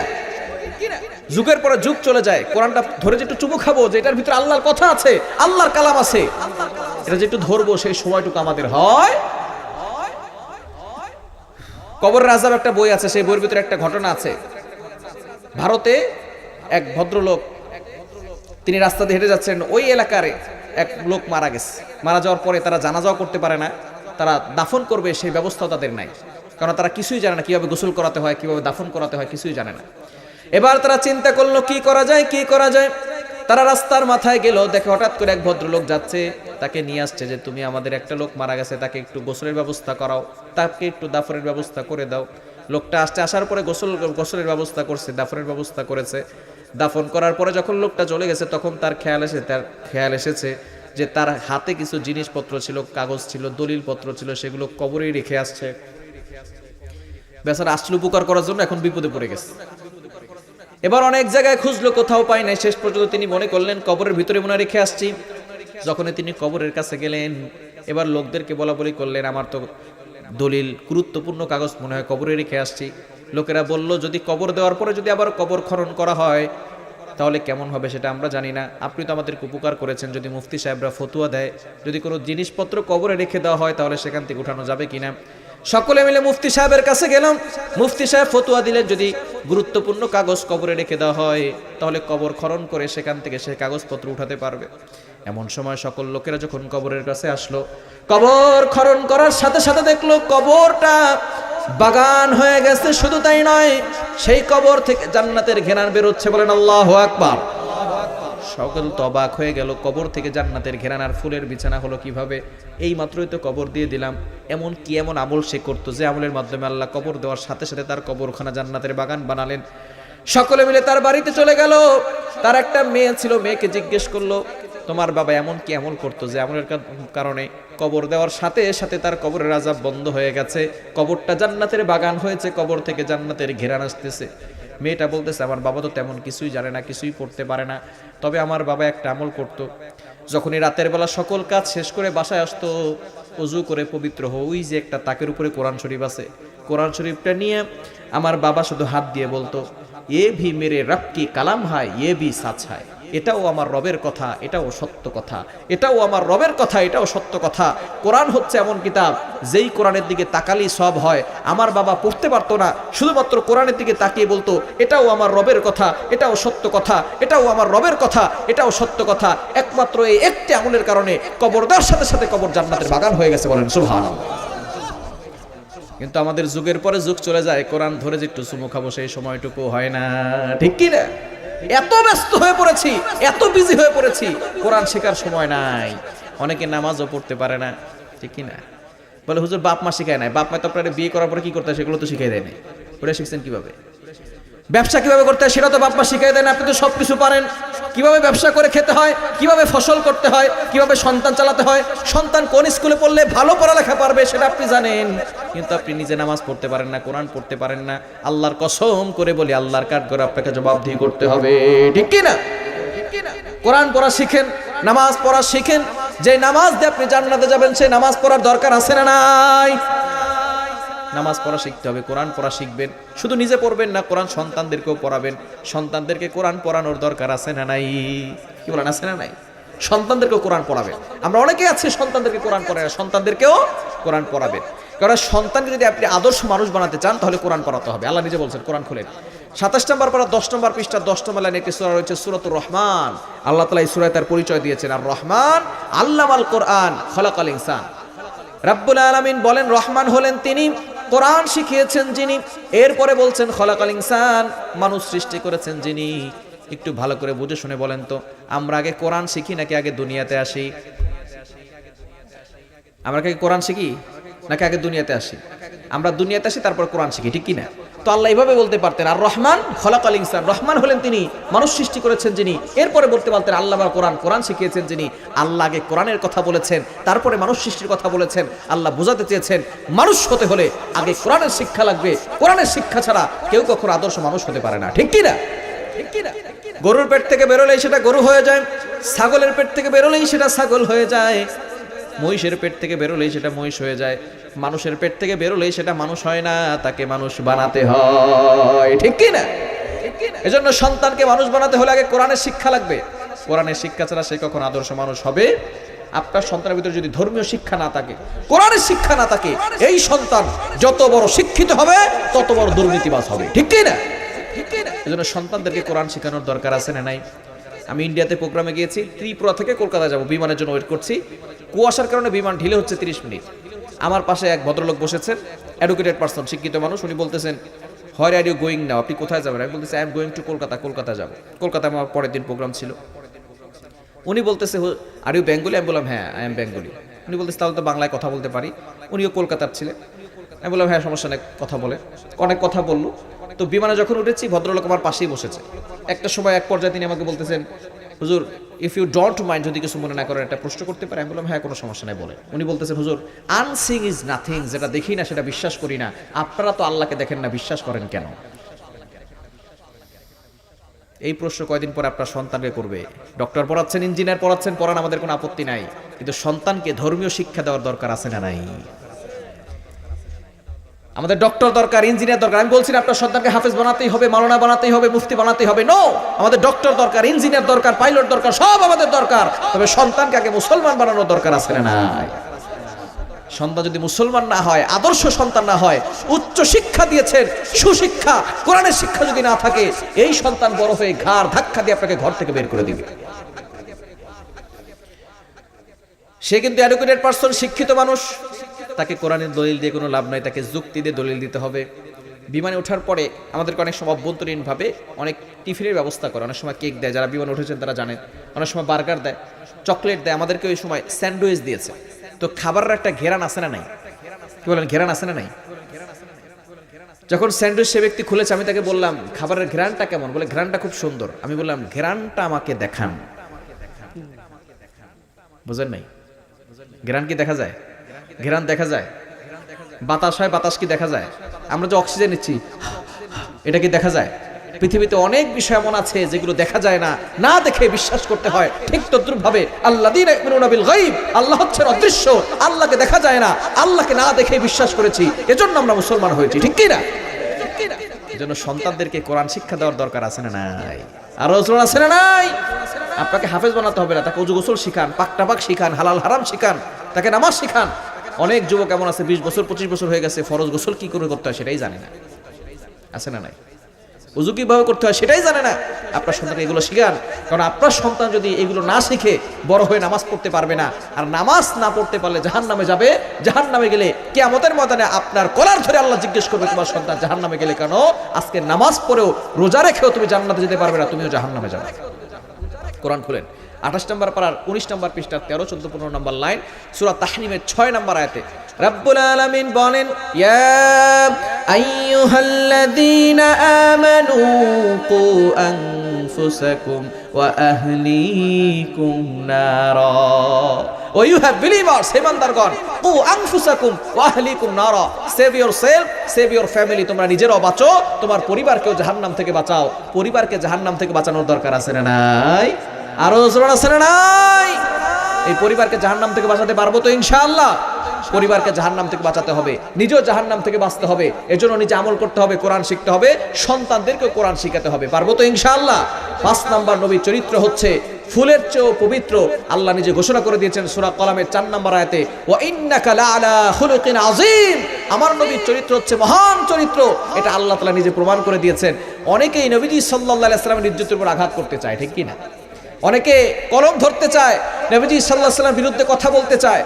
নবীজি সাল্লাল্লাহু আলাইহি সাল্লামের চরিত্রে যারা আঘাত করতে চায়, আমরা তাদেরকে বলতে চাই নবীজি সাল্লাল্লাহু আলাইহি সাল্লামের চরিত্র ফুলের চেয়েও পবিত্র, ঠিক কি না? এই নবীজি সাল্লাল্লাহু আলাইহি সাল্লামের ইজ্জতকে আমাদেরকে হেফাজত করতে হবে, ঠিক কি না? জোরে সরে বলেন ঠিক কি না? আবু জাহেল নবীজি সাল্লাল্লাহু আলাইহি সাল্লামের 3 জন ছেলে সন্তান ছিল। কয়জন? তাহের, তয়্যিব, কাসেম আর 3 নম্বর হচ্ছে ইব্রাহিম। এই 3 জন ছেলে সন্তান নবী সাল্লাল্লাহু আলাইহি সাল্লামের ইন্তেকাল করেছে। কেন নবী সাল্লাল্লাহু আলাইহি সাল্লামের ছেলে সন্তানগুলো ইন্তেকাল করেছে? কেননা নবীর সন্তান অনেক সময় নবী হয়ে যায়, ঠিক কি না? ইব্রাহিম আলাইহিস সালামের সন্তান ইসমাঈল আলাইহিস সালাম নবী হয়েছে।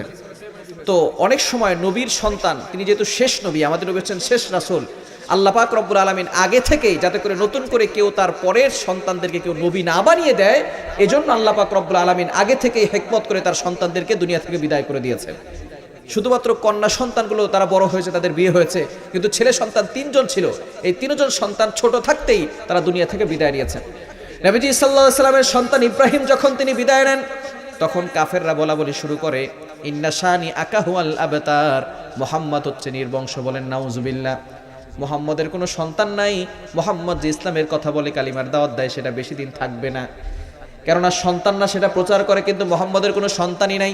আল্লাহ পাক রব্বুল আলামিন সান্ত্বনার বাণী শোনালেন, ইন্না আতাইনাকাল কাউসার ফাসাল্লি লিরাব্বিকা ওয়ানহার ইন্না শানিআকা হুয়াল আবতার। নবী হে, আপনি টেনশন করবেন না। তারা আপনাকে নির্বংশ বলে গালি দেয়, আমি আপনাকে হাউজে কাউসার দান করলাম। কিয়ামতের ময়দানে আপনি হাউজে কাউসার আপনার উম্মতদেরকে পান করাবেন। হাউজে কাউসার এমন পানি, যেই পানিটা মধুর থেকেও মিষ্টি হবে আর দুধের থেকেও সাদা হবে। এমন পানি যে একবার পান করবে 500 বছর ধরে তার কোনো পানি তৃষ্ণা লাগবে না। বলেন সুবহানাল্লাহ। নবীজি খুশি হয়ে গেলেন। শুধু তাই নয়, আল্লাহ পাক রব্বুল আলামিন বলেন, ইন্না আতাইনাকাল কাউসার ফাসাল্লি লিরাব্বিকা ওয়ানহার। 3 নম্বরে বললেন, ইন্না শানিআকা হুয়াল আবতার। আপনাকে যারা নির্বংশ বলে গালি দেয়, আপনি নির্বংশ না, যারা গালি দেয় তারাই হলো নির্বংশ, ঠিক কিনা? আল্লাহ পাক রব্বুল আলামিন নবী সাল্লাল্লাহু আলাইহি ওয়াসাল্লামকে যে সম্মান দিয়েছেন, নবী সাল্লাল্লাহু আলাইহি ওয়াসাল্লাম যখন ছেলে সন্তানগুলো মারা গেল, দুনিয়া থেকে বিদায় নিল, তখন অনেকেই নবী সাল্লাল্লাহু আলাইহি ওয়াসাল্লামকে টিটকারি করা শুরু করলো। এমনি সন্তান হারার বেদনা, আরো মানুষের কটু কথা, মানুষের কটূক্তি, এই ধরনের কথা শুনে নবী সাল্লাল্লাহু আলাইহি ওয়াসাল্লাম কষ্ট পেলেন। আল্লাহ পাক রব্বুল আলামিন জানিয়ে দিলেন, ও আমার হাবিব, টেনশন করবেন না, আপনার সন্তান মারা গেছে, আপনাকে রুহানি সন্তান দান করব। কোটি কোটি আপনার রুহানি সন্তান থাকবে। এই সন্তানগুলো প্রতিনিয়ত আপনার নাম উচ্চারণ করবে। প্রতিদিন বাংলাদেশের 5 লক্ষ মসজিদে 25 লক্ষ বার আল্লাহু আকবারে ধ্বনি দেওয়া হয়, তার সাথে নবীর নাম উচ্চারণ করা হয়, ঠিক কি না? তারা নবীর নাম বন্ধ করতে চেয়েছিল, আল্লাহ পাক রব্বুল আলামিন তার নামের সাথে নবীর নাম ফিট করে দিয়েছেন, লা ইলাহা ইল্লাল্লাহ মুহাম্মাদুর রাসূলুল্লাহ। আবার 5 লক্ষ মসজিদে 25 লক্ষ বার আল্লাহু আকবারের স্লোগানের সাথে সাথে আশহাদু আল্লা ইলাহা ইল্লাল্লাহ আশহাদু আন্না মুহাম্মাদুর রাসূলুল্লাহ। নবীজি সাল্লাল্লাহু আলাইহি ওয়াসাল্লামের নাম আছে না নাই? তারা নামকে বন্ধ করতে চেয়েছিল, আল্লাহ পাক রব্বুল আলামিন নাম কিয়ামত পর্যন্ত জারি রাখবেন। শুধু তাই নয়, নবীজি সাল্লাল্লাহু আলাইহি ওয়াসাল্লামকে ঘোষণা দিয়েছেন, ও আমার হাবিব, আপনার টেনশন করতে হবে না, আপনার আপন সন্তান নাই, দুনিয়া থেকে বিদায় নিয়েছে, তাতে কি হয়েছে? আপনার কোটি কোটি রুহানি উম্মত থাকবে, তারা আপনার ইজ্জতকে হেফাজত করার জন্য তাদের জীবনকে বিলীন করে দিবে, ঠিক কি না? নবী সাল্লাল্লাহু আলাইহি ওয়াসাল্লামের ইজ্জতকে হেফাজত করার জন্য জীবনকে বিলীন করার দরকার আছে না নাই? এই নবীর ইজ্জতকে হেফাজত করার জন্য হযরত হামজা রাদিয়াল্লাহু তাআলা আনহু নিজের জীবনকে বিলীন করে দিয়েছেন। নবী সাল্লাল্লাহু আলাইহি ওয়াসাল্লামের ইজ্জতকে হেফাজত করার জন্য হাসান হোসেন রাদিয়াল্লাহু তাআলা আনহুমা নিজেদের জীবনকে বিলীন করে দিয়েছেন। খাব্বাব আর খুবাইব রাদিয়াল্লাহু তাআলা আনহুমা নিজেদের জীবনকে বিলীন করে দিয়েছেন। সেই নবীর ইজ্জতকে হেফাজত করার জন্য যদি জীবন দেওয়ার প্রয়োজন হয়, কারা কারা প্রস্তুত আছেন? দুহাত তুলে আল্লাহকে দেখান। আল্লাহ পাক রব্বুল আলামিন সকলকে কবুল করেন, সকলে বলেন আমিন।